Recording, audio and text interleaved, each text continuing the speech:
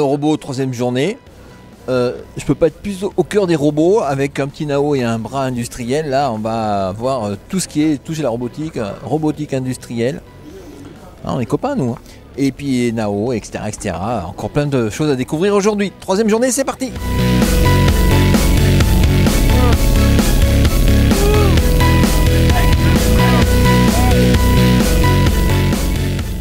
Je suis avec Johan, qui est un importateur de micro-drones. Enfin, ils sont déjà gros pour des micro-drones.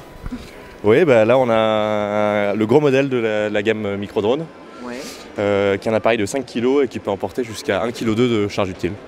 D'accord. Voilà, sur une autonomie de 40 minutes. Ok, donc là, ça coûte combien, une petite bête comme ça? Avec tout le matériel pour le faire voler, 40 000 €. D'accord, bon, c'est moins cher qu'un avion. 5 kilos tu dis? Ah bah, je ne peux pas le toucher chez Scotché, d'accord, je ne vais pas faire de bêtises. Et quelles sont les applications de tout ça? Alors on a plusieurs applications, on a des applications pour de surveillance sur les pompiers ou la police, des choses comme ça. Sinon on a énormément de professionnels qui demandent à faire des inspections sur des ouvrages d'art, des ponts, des éoliennes, des choses comme ça. On réfléchit aussi à la surveillance pour les agriculteurs aussi. Donc une infinité d'applications qu'on découvre encore tous les jours d'ailleurs. Donc on peut brancher des caméras, des appareils photo? Oui, alors tout type de capteurs, principalement de la caméra et de la vidéo, mais on a aussi des capteurs avec des caméras infrarouges, des choses comme ça. D'accord. Et le marché, ça, en France, c'est à peu près quel marché? Alors nous, on est distributeur depuis 1 mois et demi, donc un peu difficile de vous dire. En tout cas, micro-drone, on a vendu déjà 1400 dans le monde. D'accord. Donc c'est une société allemande? Oui, allemande. Bon bah merci. Et le fait d'être sur le salon, vous avez eu des contacts, des contacts intéressants? Bah, c'est notre premier salon, donc c'est difficile de jauger, mais on est assez content. Oui. On a eu un bon retour des clients et puis ça permet de voir un peu le panel qu'on peut avoir. Et donc si on veut trouver ça sur internet, microdrone.com? Exactement. Bon bah ça marche. Merci Johan. Merci.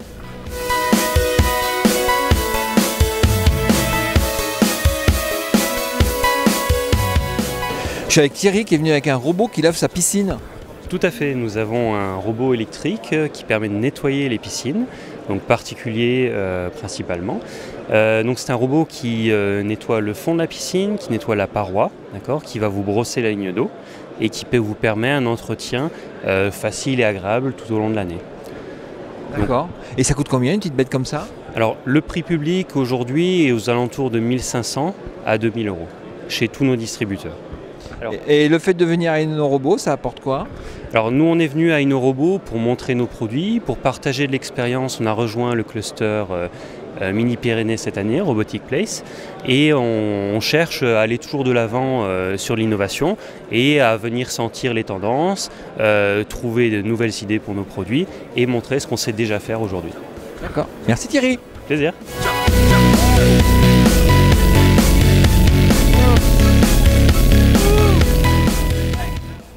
Voilà, Patricia à l'accueil, ça s'est passé comment? Beaucoup de monde, les gens très heureux, ils voient des robots donc ils sont super contents. Et ça s'est très bien passé, on a eu beaucoup de monde. Je n'ai pas encore les chiffres mais tout va bien. Tu vas nous débriefer ça. Des étrangers, des Français, des Lyonnais? Un peu de tout, beaucoup de professionnels bien sûr, puisque nous n'avons ouvert au grand public hier après-midi. Donc beaucoup d'enfants, beaucoup d'étudiants, beaucoup d'universitaires qui venaient se renseigner sur la filière robotique, sur ce qu'on peut faire comme métier, etc.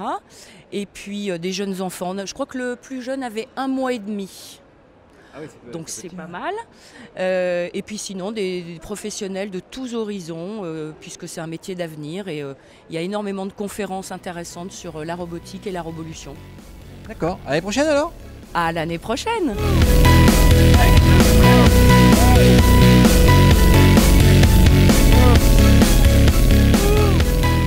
Iris, c'était comment cette 3e édition? C'était absolument super, des robots géniaux, des exposants super sympas et des visiteurs top cool. Bon Catherine, c'est la fin? Alors très bientôt, et puis je voulais remercier mes partenaires, notamment le Grand Lyon et la région Rhône-Alpes, mais tous les partenaires pour leur soutien, parce que sans eux, c'est pas possible de faire un événement aussi réussi, et là je pense qu'on l'a vraiment réussi. T'es contente, nous aussi. Les moments clés que tu vas retenir cette année?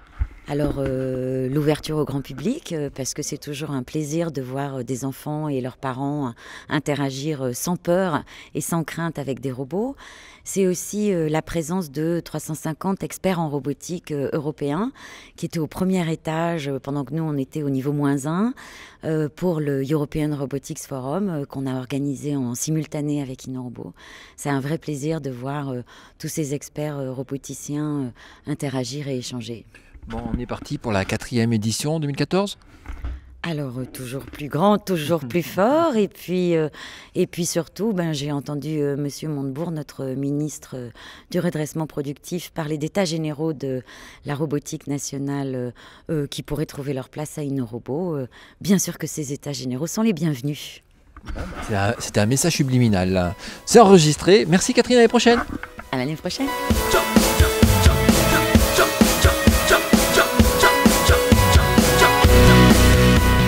Bruno, 3e journée, c'est la dernière journée? Oui, 3e journée, dernière journée, toujours un peu triste de la voir s'avancer, mais une formidable expérience aussi hier avec la foule qui est venue voir les enfants de 2 ans qui s'appropriaient les robots. On voit bien qu'on est sur la tendance de demain et qu'au-delà des technologies, au-delà du fantasme, les gens commencent à comprendre que la machine intelligente va faire partie de leur vie. Tu voulais faire des affaires, tu as fait des bonnes affaires? On a fait des bonnes affaires, on a signé un très beau contrat avec SK Telecom pour un nouveau produit qu'on sortira l'année prochaine. On a convaincu pas mal de gens d'aller vers la robotique éducative. Donc nous, en tout cas, en tant qu'entreprise, ça a bien marché. En tant qu'image, je crois qu'on a réussi avec Robopolis à montrer notre leadership sur le domestique. Donc oui, on est plutôt content. Donc l'année prochaine, on refait à Lyon? Il n'y a aucune raison de ne pas le refaire à Lyon l'année prochaine. Et par contre, on le fera... on va être encore plus ambitieux, j'espère, et on poussera un peu les murs pour accueillir encore plus de choses. Bon, ça marche. À l'année prochaine. À l'année prochaine.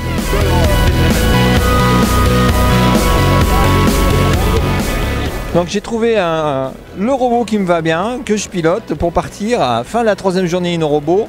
On part vers de nouvelles aventures. Je te laisse le micro.